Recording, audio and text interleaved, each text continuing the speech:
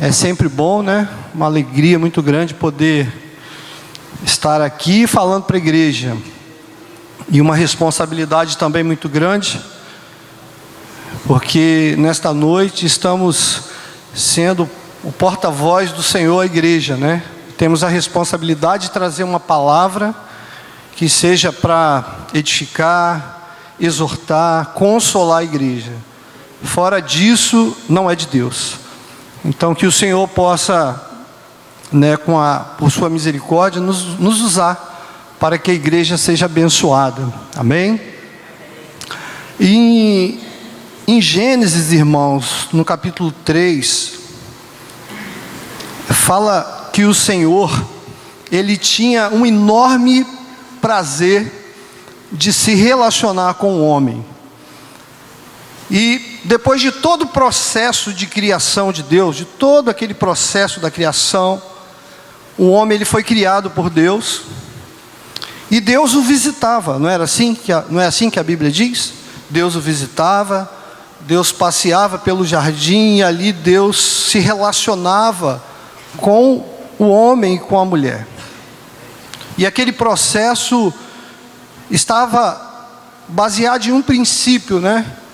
Que eles não desobedecessem a direção e a orientação do Senhor para a vida deles. Havia um princípio de Deus ali.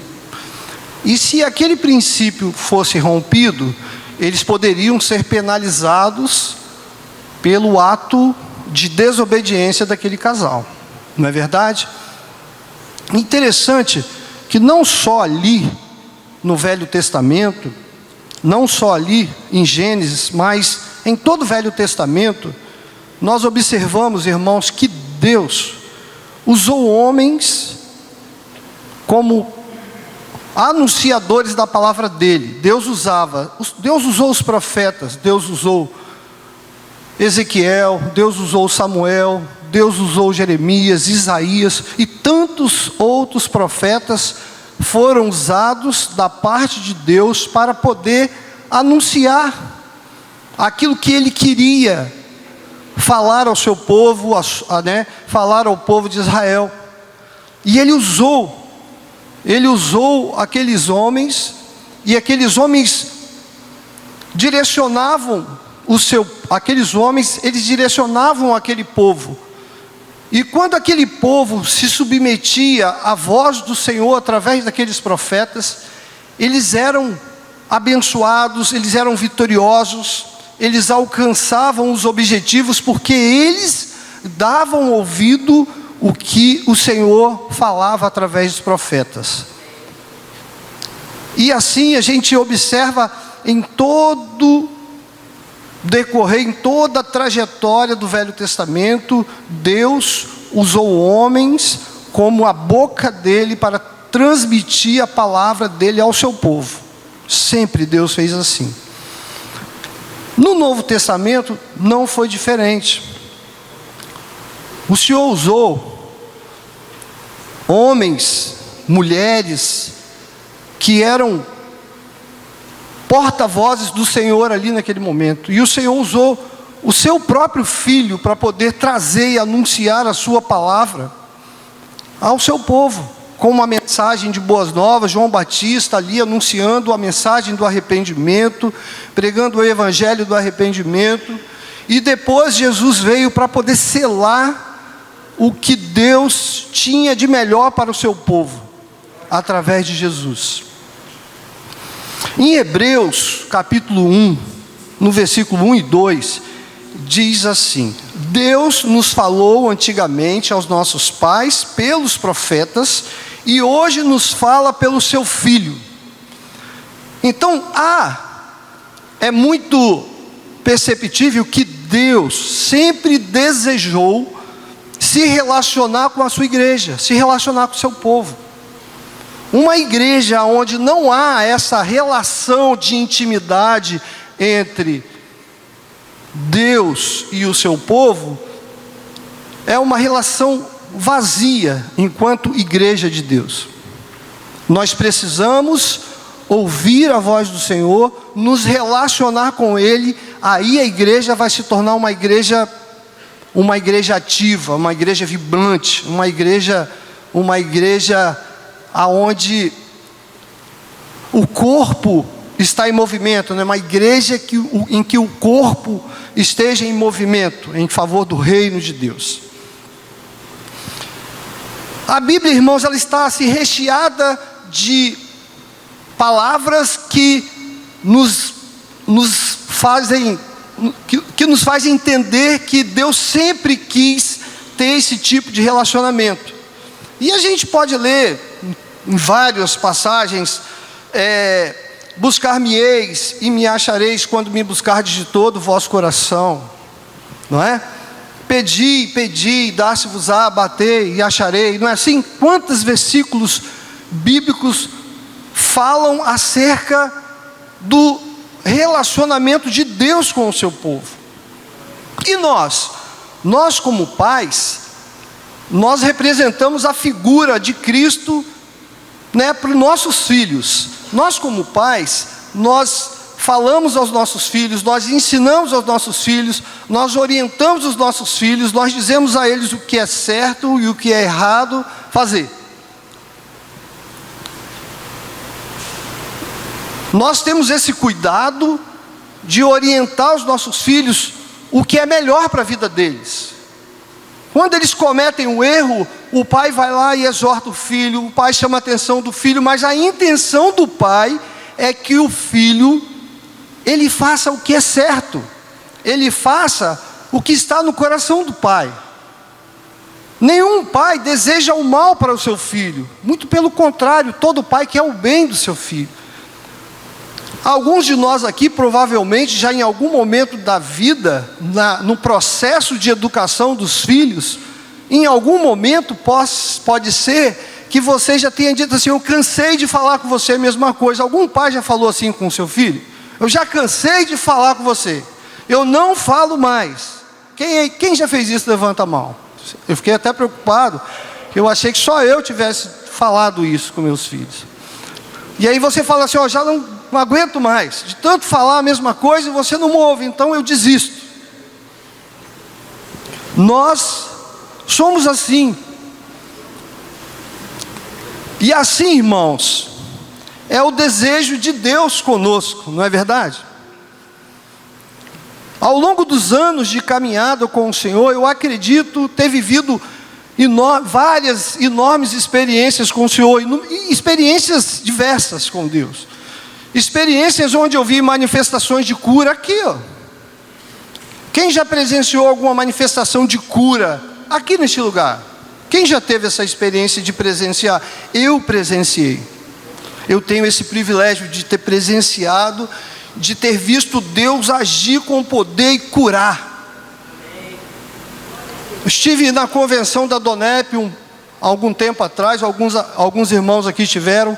Eu vi coisas acontecerem ali, irmãos, que aquilo ali aumentou muito a minha fé. Muito a minha fé. Eu estava do lado de uma senhora, não do lado, mas próximo de uma senhora, e o irmão, numa ministração, disse assim: nesta noite, Deus vai curar muita gente neste lugar. Pessoas aqui que estão gordas, inchadas, vão emagrecer. Pessoas que estão aqui vão perder o seu peso. Se o problema seu é de saúde, você vai perder. Irmãos, eu estava do lado de uma mulher, e eu percebi, quando o irmão orou naquele sentido, naquela direção, eu vi uma mulher gritando próximo a mim. Quando eu olhei, a mulher estava com a roupa caindo, e ela segurava a roupa dela para que a roupa não caísse, e ela glorificava a Deus, porque Deus havia curado ela de uma doença que há muito tempo acompanhava aquela mulher. E eu pude ver aidéticos caindo no chão, eu pude ver pessoas gritando. Manifestação do poder de Deus. Essa é uma igreja viva. Porque, irmãos, uma igreja que não acontece tais manifestações, ela está fugindo do princípio da palavra de Deus. Porque essas coisas acompanham a igreja. A igreja precisa manifestar essas coisas. Quando a igreja deixa de manifestar estes sinais, algo De repente um alerta está sendo aceso para que a igreja desperte para algo que precisa acontecer no meio dela. E eu pergunto a nós aqui, pergunto à igreja: será que Deus, Ele mudou? Será que Deus mudou, irmãos? Será que a igreja mudou? A igreja mudou ou a igreja permanece a mesma? Eu ouvi um silêncio. Vocês já ouviram o som do silêncio? Quando você ouve o som do silêncio, a gente fica assim: será que a igreja mudou?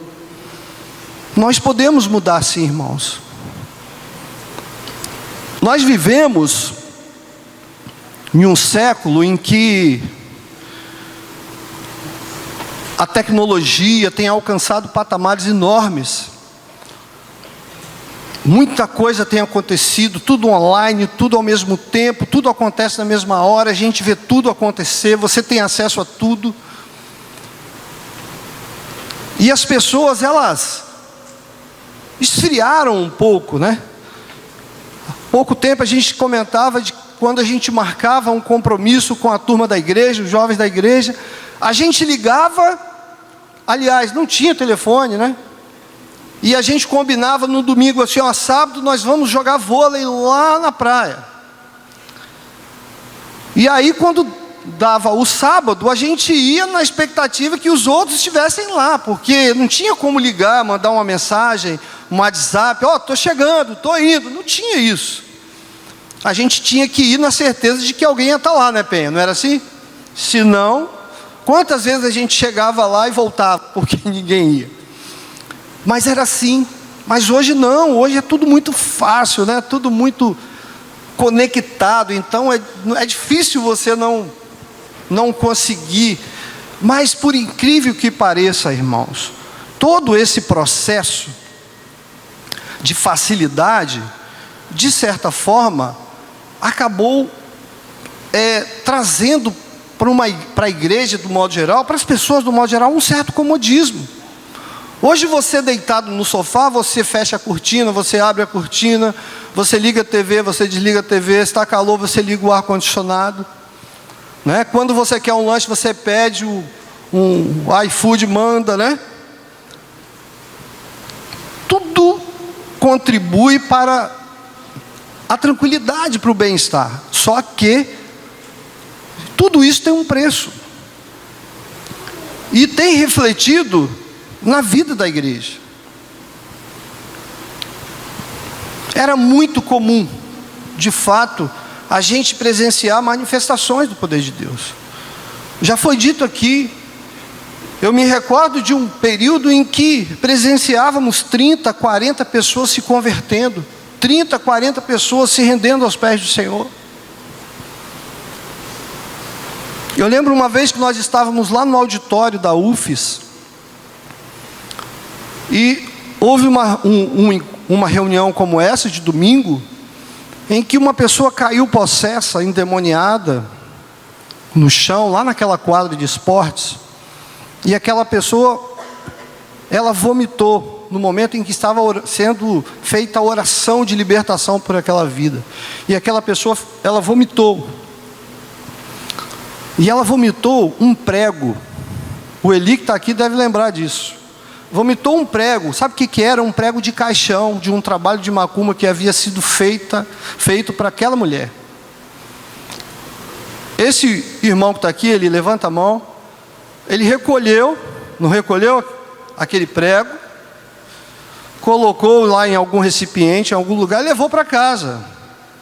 Estou enganado, Eli? Não. Um belo dia ele estava numa reunião de oração na casa dele. Me acompanha aí, se eu errar em alguma coisa, você fala.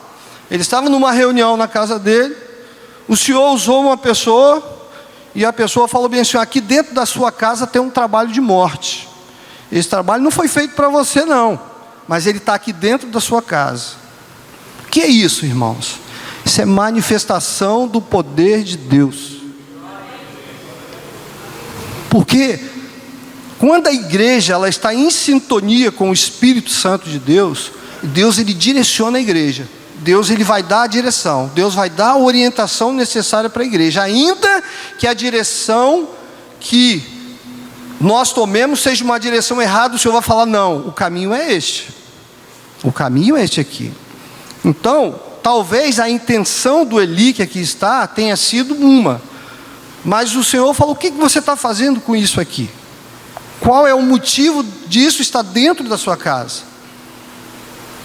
E assim, irmãos, a intenção era levar para a escola bíblica, para os irmãos verem.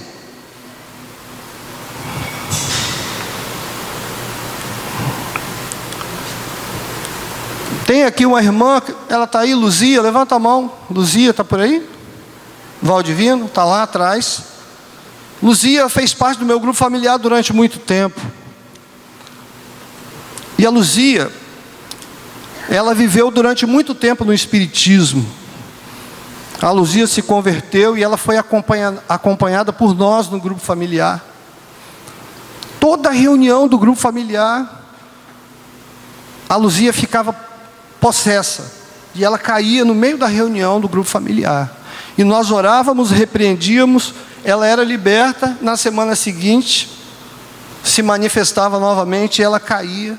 E na outra semana a gente orava, até que nós acendeu o alerta e nós falamos assim, Luzia, algo está errado com você. Nós precisamos identificar o que está acontecendo, porque não é normal nós orarmos, você se liberta, depois se manifestar demônio em você novamente, alguma legalidade tem sido dada.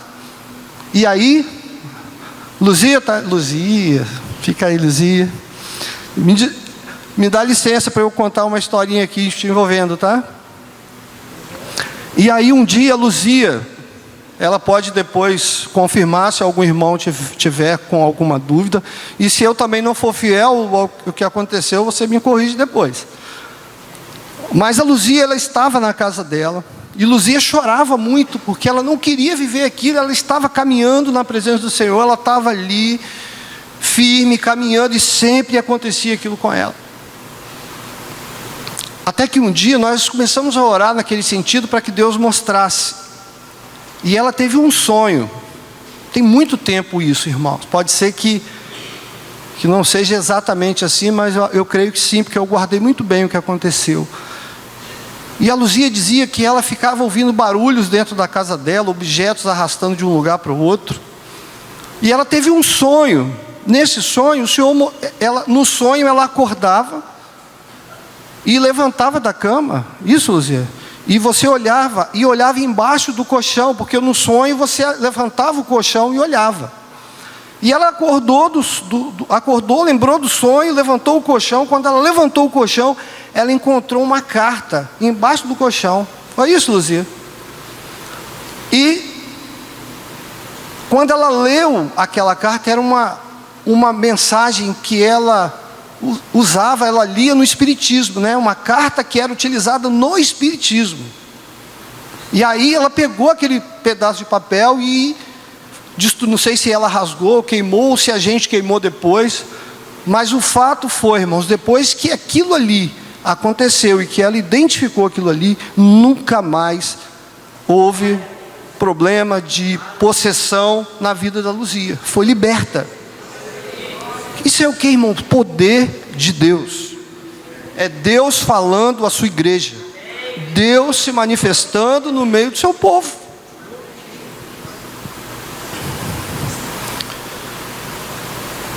Assim, irmãos, como Deus, Ele falava, como Deus se manifestava no meio do seu povo, por diversas razões, houve um período que Deus, Ele decidiu se calar. Deus falou, eu não vou mais falar com o meu povo. Por que Deus fez isso?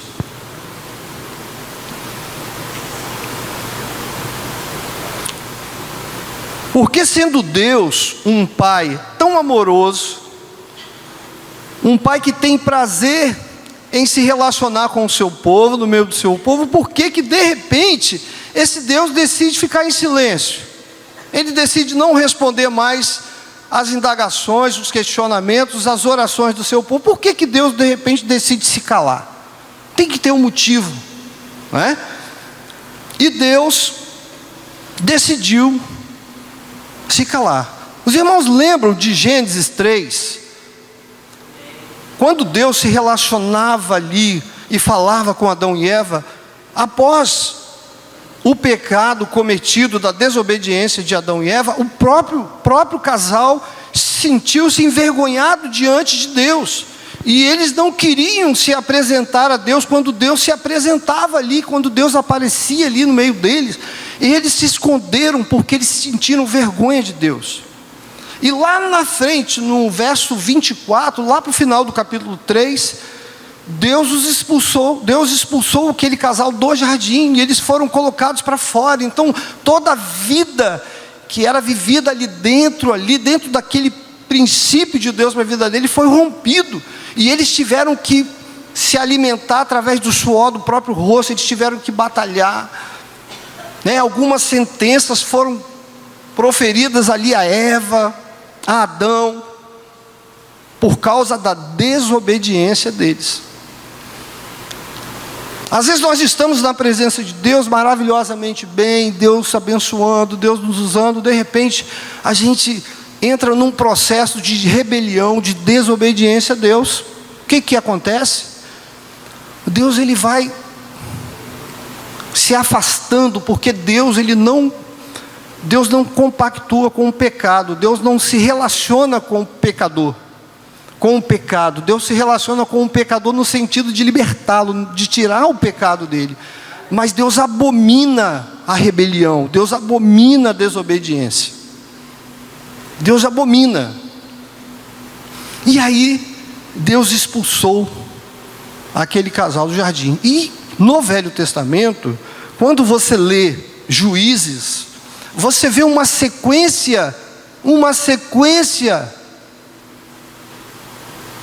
de atitudes envolvendo os reis de Israel, em que afetaram o relacionamento de Deus, porque lá em Juízes capítulo 3, versículos 6 até o 11, Juízes 3, de 6 a 11, a Bíblia fala que o povo voltou a fazer o que era mal aos olhos do Senhor, e eles serviram a ídolos, e Deus os puniu severamente, porque eles esqueceram de Deus, se voltaram para os ídolos, e deixaram de ouvir a voz de Deus.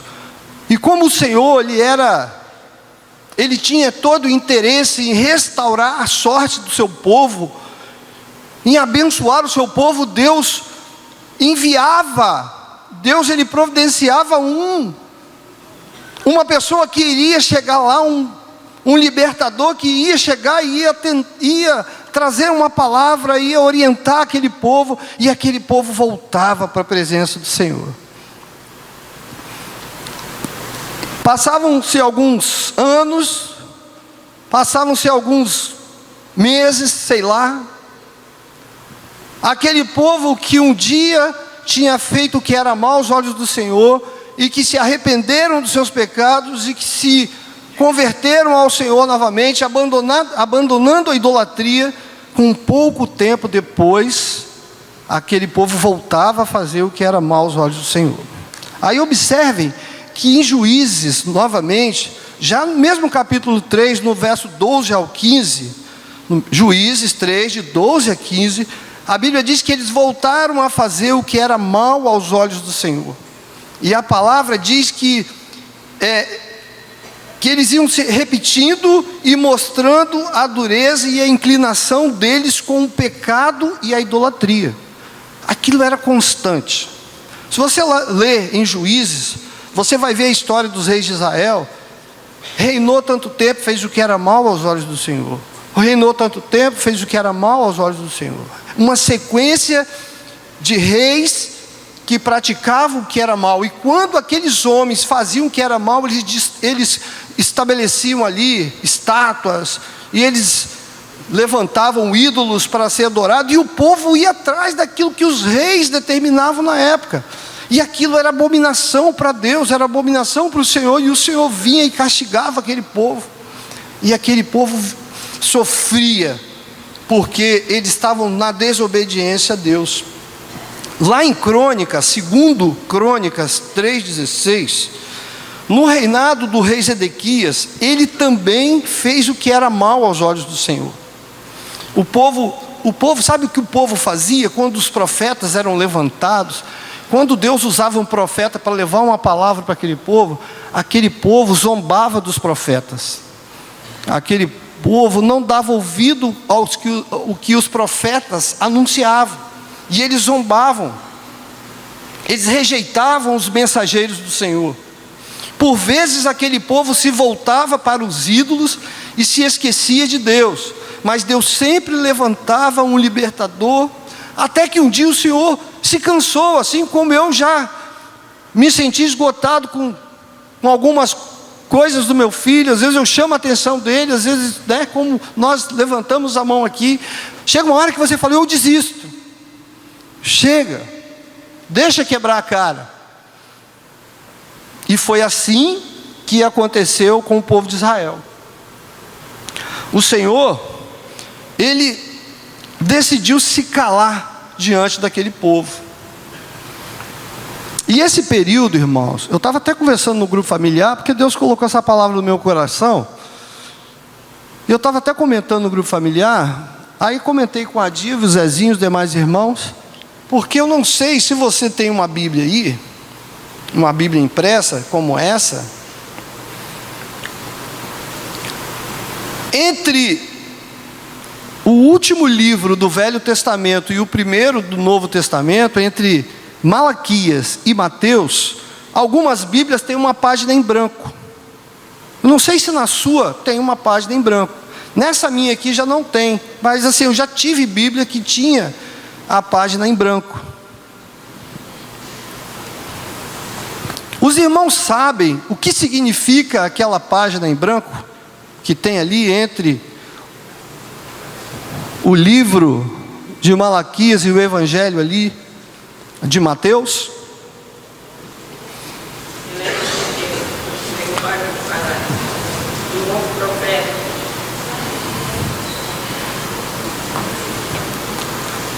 Ali, irmãos, aquela página em branco representou todo um período em que Deus se calou diante do seu povo.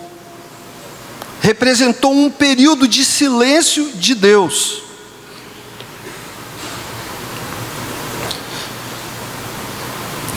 Literalmente Deus, Ele parou de falar com o seu povo.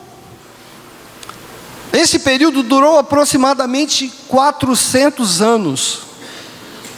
O povo ficou durante 400 anos sem a direção de Deus sobre a vida deles. Imaginem só, irmãos, 400 anos na idolatria, 400 anos no pecado, 400 anos de sofrimento. Sabe por quê, irmãos? Porque a ausência de Deus na vida do homem é sofrimento. Quando Deus, Ele se ausenta da vida de um homem, Ele pode até tentar parecer que ele está bem, que ele está feliz, mas no fundo, a ausência de Deus na vida do ser humano gera no coração dele, gera na vida dessa pessoa sofrimento. Principalmente se você já conheceu a Deus, se você já teve experiência com Ele, se você se afastou da presença do Senhor. E aí você sofre, porque você vive uma vida desorientada. Atos de rebeldia daquele povo afastaram Deus da comunhão com eles. Este período, ele foi chamado de período interbíblico. Período que compreende Malaquias e Mateus. Fato é que após esse período de silêncio, só depois, lá em João Batista, no Novo Testamento, João Batista se levanta com uma palavra anunciando o reino de Deus. E aí ele começa a anunciar o arrependimento. Ele começa: arrependei-vos, arrependei-vos, arrependei-vos. E aí ele começa a dizer: vocês precisam de arrependimento. Vocês precisam de arrependimento para que vocês recebam o Senhor na vida de vocês. Vocês imaginem, 400 anos distante da presença do Senhor. Esse período de silêncio de Deus, de certa forma, irmãos, ele afetou o seu povo. Ele o deixou sem direção, ele deixou aquele povo desorientado. Você já viu, não sei se os irmãos aqui já presenciaram, uma pessoa desorientada emocionalmente?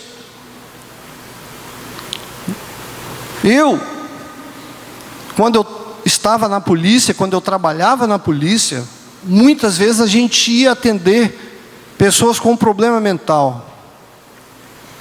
E quando nós chegávamos, às vezes, para pegar aquela pessoa, a pessoa estava totalmente desorientada, desnorteada. Eu lembro uma vez que eu fui lá em Vila Velha buscar uma pessoa, numa casa, e a pessoa falou assim comigo: olha, cuidado que ele é muito agressivo. Ele é muito agressivo. E aí, eu cheguei na casa.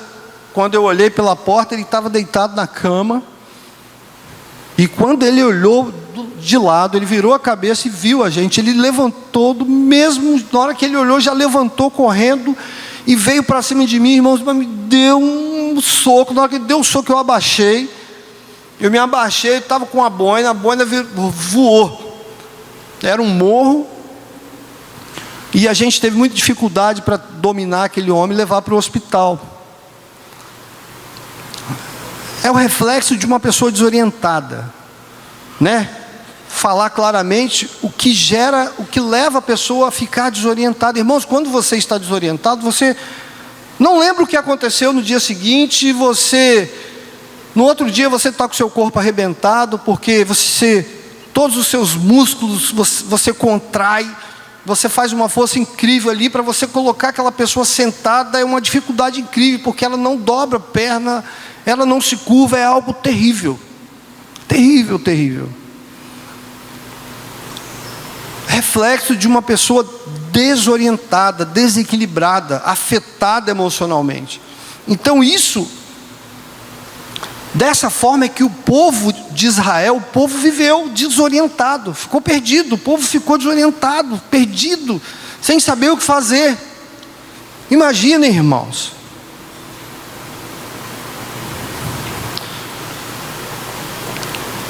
Esse período de silêncio de Deus, de certa forma, afetou o seu povo, deixou o povo desorientado. Você já viu o que acontece com pessoas desorientadas, como eu acabei de falar? Como igreja de Deus, precisamos ser guiados por Deus, e só seremos se tivermos a orientação da direção do Espírito dele em nós. Como igreja, nós só vamos ser direcionados e orientados se nós tivermos a orientação do Espírito de Deus na vida da gente, irmão. Quanto igreja, se nós não agirmos na direção do Espírito, nós seremos uma igreja desorientada, nós seremos uma igreja desequilibrada, perdida, sem saber o que fazer. Nós precisamos do Espírito nos direcionando. Eu tenho convicção, se nós como igreja do Senhor, se nós buscarmos essa direção de Deus, Deus ele vai agir, nos dando aquilo que é melhor dele.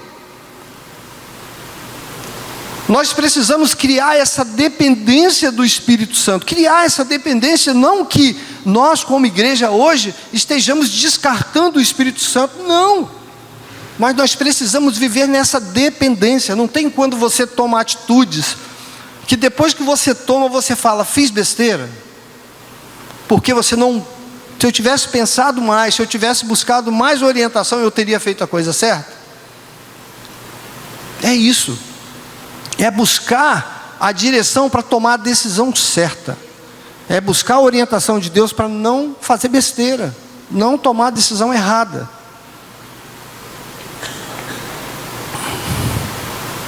Uma igreja, irmãos, que não ouve a voz de Deus, ela se torna uma igreja infrutífera. Ela não produz frutos. Nós precisamos, como filhos desse Pai, como filhos desse Pai amoroso que Ele é, mas Ele é também um Pai que é disciplinador. Ele é amoroso, mas Ele é disciplinador. Nós precisamos agarrar na barra dessa veste do Senhor e pedir a Ele, igual um filho pede doce para o pai: Senhor, me ouve, Senhor, ouve a tua igreja, Senhor, ouve a tua igreja.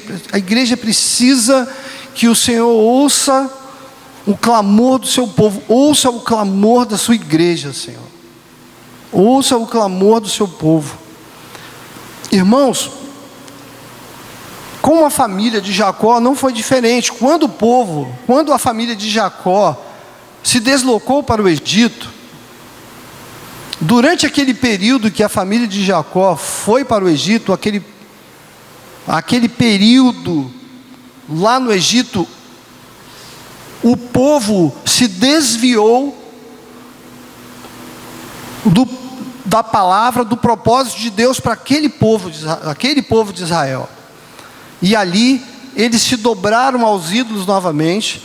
A palavra diz assim que depois de José, aquele faraó, que nomeou José, que colocou José ali, que orientou e que fez com que toda a família viesse para o Egito, depois daquele faraó, o próximo faraó que veio, ele se esqueceu. Depois de algum tempo, aquele povo nem se lembrava mais da família de Jacó ali, do que eles eram, nem se lembrava mais de José, não se lembrava mais de José,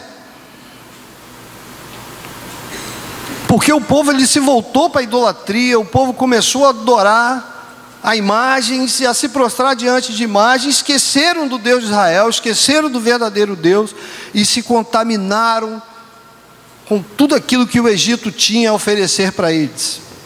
E aí, irmãos, por causa desse processo de desobediência, de desvio do povo de Israel, aquele povo ficou escravizado no Egito durante 430 anos. 430 anos, até que chegasse ali um libertador para aquele povo. Imaginem, irmãos, quando a gente lê aquela história, que você vê o povo de Israel no deserto, após o Senhor tê-los tirado ali do Egito, quando o povo estava peregrinando pelo deserto, quantos sinais da manifestação de Deus aconteceu com eles, isso depois de 430 anos. Eles peregrinaram no deserto durante 40 anos. Há comentários que aquele trajeto que foi feito pelo povo ali no deserto duraria 40 dias.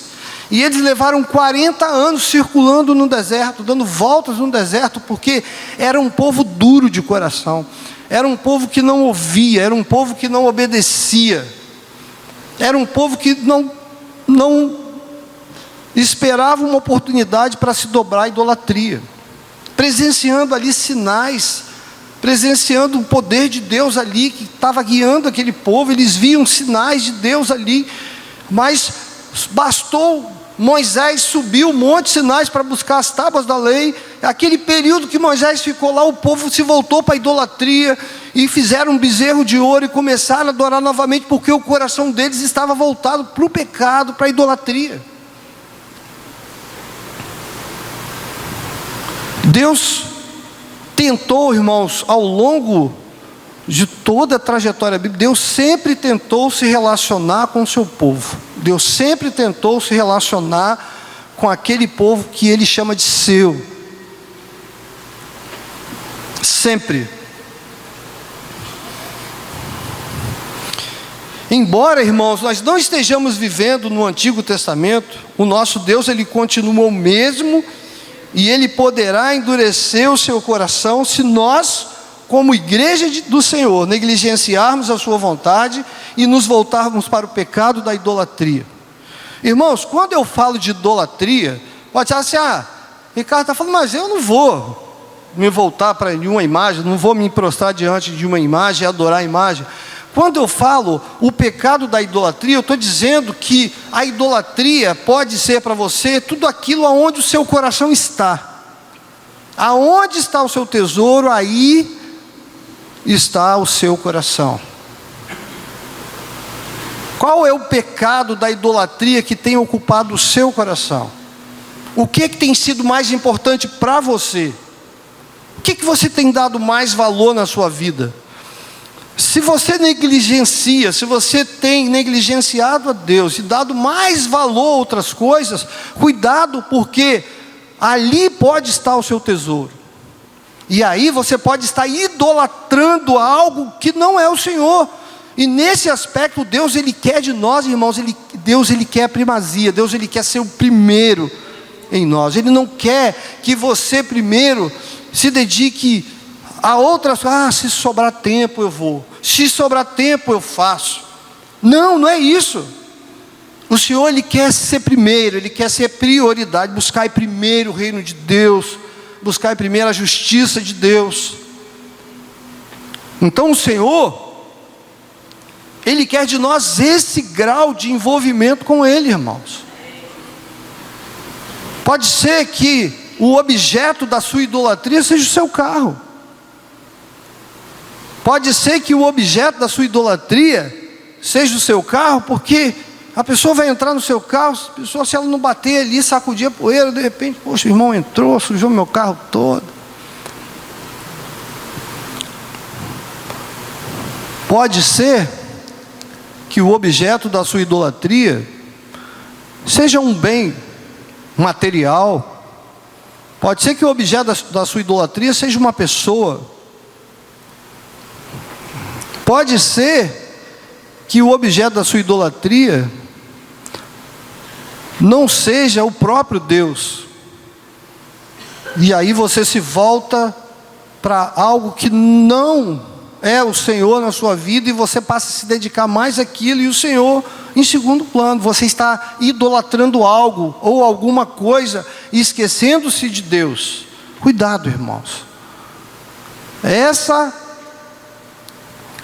é a direção que Deus tem nos dado. Cuidado, não se volte, não seja um idólatra.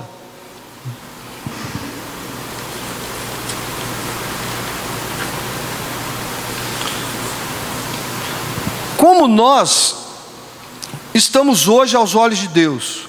Como a igreja tem cumprido o seu papel enquanto corpo de Cristo? O plano de Deus, irmãos, o plano de Deus não é executar tudo sozinho. Deus, Ele poderia sim executar tudo sozinho. Se Deus quisesse, Ele não dependeria de nós. Mas eu quero dizer uma coisa para vocês: Deus, Ele depende de nós sim, enquanto igreja. Porque Deus, Ele quer nos usar para que a palavra dEle alcance outras vidas. Deus depende de nós sim, irmãos, porque se não for por nós, por quem será? Ele vai levantar pedra aí, mulas, para poder pregar para as pessoas. Deus, Ele depende de nós, e nós precisamos nos colocar à disposição do Senhor. Se Deus quisesse, Ele, com uma palavra de ordem, Ele mudava tudo. Mas por que Ele nos incumbiu dessa responsabilidade? Ele depende de nós. Ele quer que eu me disponha, que você se disponha, que você se coloque à disposição do Senhor para fazer a vontade dEle. Essa é a vontade do Senhor. Então o Senhor, Ele quer que nós nos coloquemos à disposição dEle.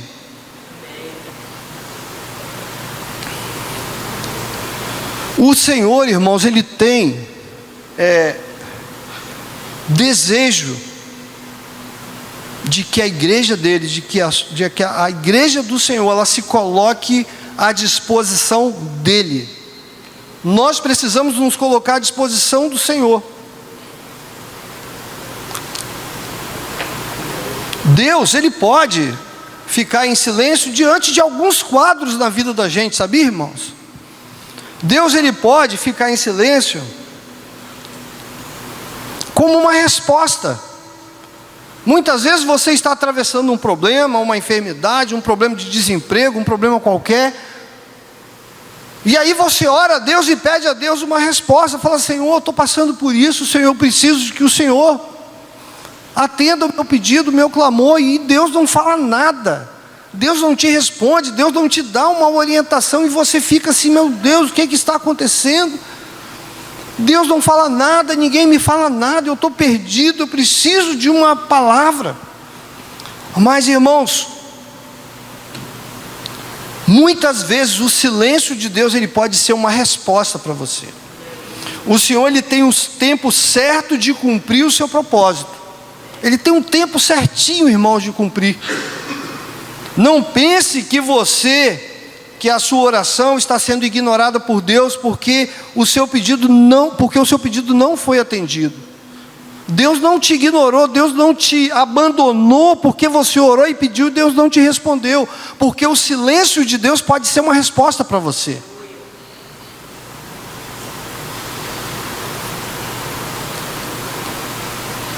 Deus, ele age no tempo, Deus, ele age na forma, e Deus, ele age como ele quer, irmãos.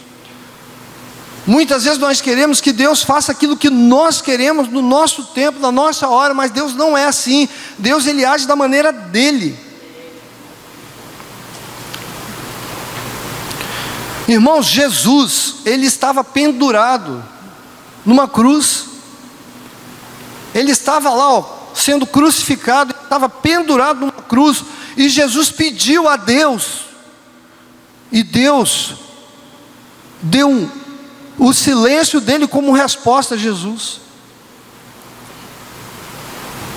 Nem Jesus foi atendido por Deus na hora que ele precisou, que ele mais precisou de Deus. O Senhor não deu resposta, porque o plano de Deus para Jesus estava além daquela cruz. Irmãos, muitas vezes o seu problema, Deus está usando o seu problema para algo além, para algo que vem depois do problema. Se Deus, o Pai, tivesse interrompido o processo de crucificação de Jesus, você não estaria aqui hoje, eu não estaria aqui hoje.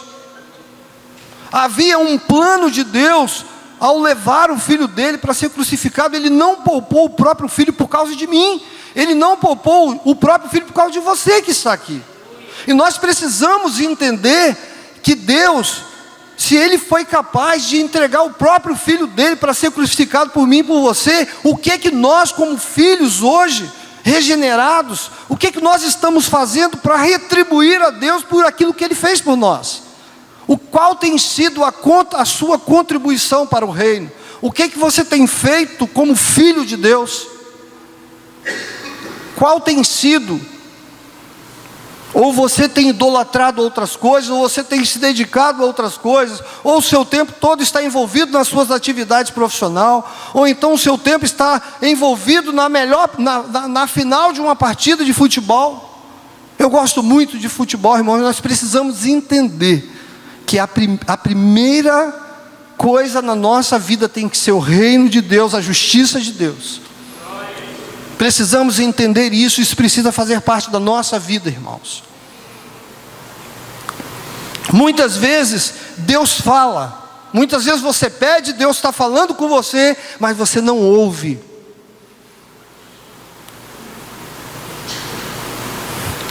Eu estava assistindo uma matéria na televisão, uma reportagem, não foi na televisão, acho que foi um vídeo que eu assisti, de um traficante que foi morto numa favela. E o vídeo mostrava a imagem daquele traficante morto. E aí vinha uma pessoa atrás que estava filmando, e ela falou assim: quantas vezes Deus falou para você? Quantas vezes Deus falou para você e você não ouviu? E aquela pessoa chorava: quantas vezes Deus falou? Quantas vezes Deus te advertiu e você não deu ouvido ao que Deus falou com você, e agora você está aí morto? Muitas vezes, irmãos, Deus fala e você não ouve. Muitas vezes Deus direciona uma palavra para você, mas você ignora. Muitas vezes Deus fala e você rejeita. E mas Deus não falou nada comigo, sabe por quê? Porque você queria uma resposta que agradasse a você. Mas quando a resposta vem diferente daquilo que você imagina, você fala: Deus não me respondeu. Deus não falou aquilo que eu precisava ouvir. Em Zacarias 1,4, olha o que a palavra diz: não sejais como os vossos pais e antepassados, aos quais os antigos profetas pregaram. Assim diz o Senhor dos Exércitos: abandonai os vossos maus caminhos e as vossas más atitudes. Contudo, eles não me ouviram, nem sequer me dispensaram atenção. Deus falava e eles ignoravam. Não ignore a voz do Senhor, irmãos. Não ignore aquilo que Deus, se você tem orado e pedido a Deus de alguém, pode ser que alguém já tenha falado algo para você e você fala, mas eu acho que não é isso. Ore a Deus, peça a direção de Deus, porque muitas vezes o que Deus está te falando não é aquilo que você gostaria de ouvir, mas Deus Ele está te falando, Deus Ele está te dando uma orientação. Em Zacarias 7:11 diz assim: me deram as costas e taparam os ouvidos. Não tem quando você está numa discussão, conversando com alguém, que a pessoa vai falar com você, falando assim, eu não quero nem ouvir.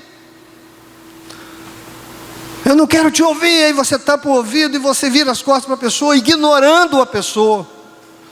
É assim que Deus, é assim que o Senhor se sentia diante do seu povo ignorado. O povo virava as costas para o Senhor. Irmãos, de Deus nos adverte que nós como igreja, nós não podemos ser assim. Temos que mudar o nosso comportamento, nós precisamos mudar a nossa atitude.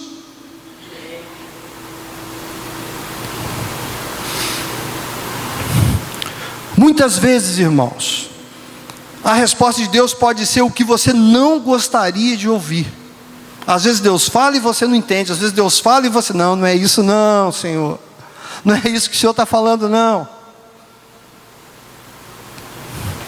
Irmãos, Jó, você lendo o livro de Jó, toda a trajetória ali do livro de Jó, você vê a angústia de Jó, as lamúrias de Jó, as reclamações de Jó diante do quadro que ele estava vivendo.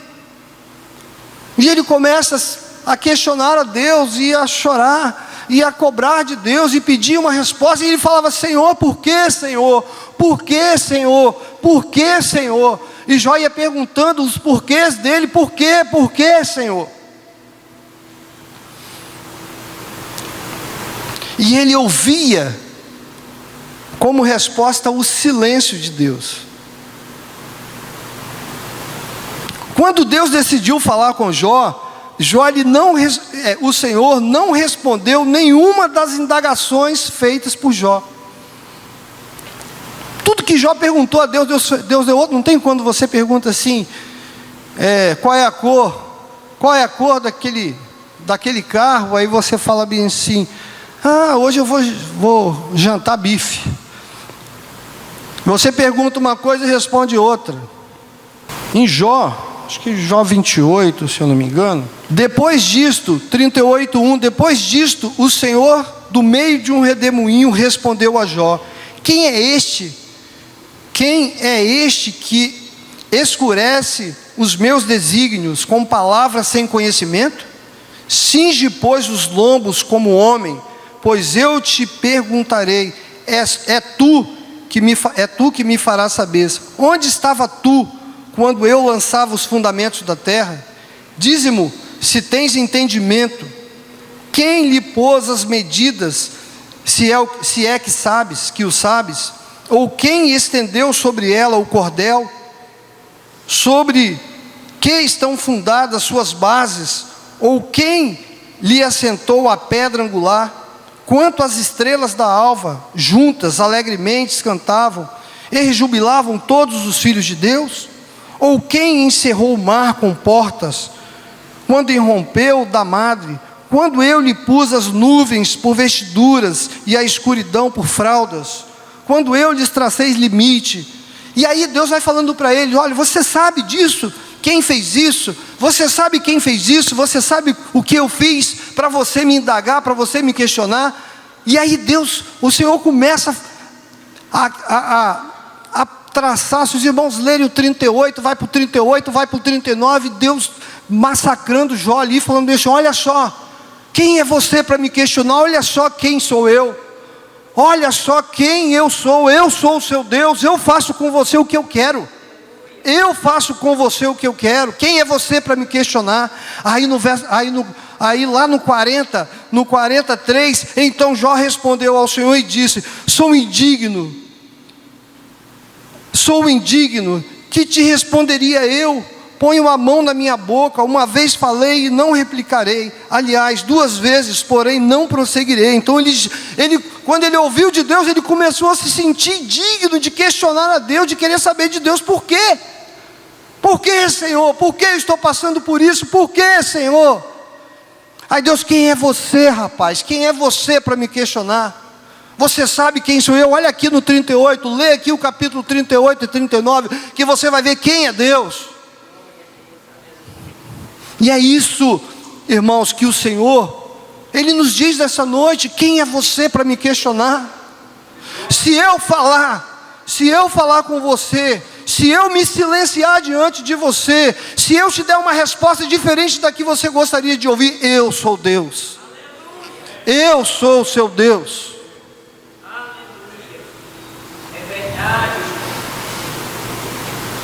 Eu quero finalizar, irmãos, nesta noite dizendo que eu não sei qual tem sido a sua percepção dos dias atuais. O que você tem visto? Eu particularmente, irmãos, eu digo para vocês que a minha percepção dos dias atuais não são boas. Eu percebo que as igrejas, de um modo geral, estão tentando se assemelhar muito com o mundo, tentando ter uma cara do mundo para poder atrair a nossa juventude, atrair as pessoas, e a gente tem que ter muito cuidado com isso, porque quando a gente tenta se vestir muito com as vestimentas do mundo, a gente pode perder a nossa identidade como cristãos. Então nós precisamos ter cuidado com isso, e aí nós vamos perdendo a nossa identidade. A igreja, ela vai se tornando uma igreja apática, uma igreja fria, porque a gente perde os valores que os nossos pais nos ensinaram. A gente perde a referência, assim como aquele povo em Israel perdeu a sua referência diante de Deus. A idolatria afastou aquele povo do Senhor, eles se esqueceram de Deus, eles não se lembravam mais dos feitos do Senhor. Lá em Neemias, no final do livro de Neemias, quando Esdras abre o livro da lei e começa a recitar o livro da lei, eles começam a se lembrar dos feitos do Senhor na vida daquele povo. E a Bíblia diz que eles ficaram ouvindo ali o livro da lei de manhã cedinho até o meio-dia. E quando eles começaram a relembrar aquilo que Deus fazia, eles se prostraram e eles choraram copiosamente. Aí houve arrependimento, e aí Deus foi mudando a sorte daquele povo. Então nós precisamos nos arrepender, irmãos. Nós precisamos nos colocar diante do Senhor, nos apresentar a Deus como servos humildes que somos, e falar: Senhor, tenha misericórdia da sua igreja, tenha misericórdia de nós. Às vezes homens falam, mas não da parte de Deus. Muitas manifestações acontecem, mas não da parte de Deus. Quero deixar registrado que tanto a voz, irmãos, quanto o silêncio de Deus são inconfundíveis para uma igreja que ora. Tanto a voz quanto o silêncio de Deus são inconfundíveis para uma igreja que ora. Então nós precisamos entender o que Deus quer transmitir à sua igreja. Amém, irmãos?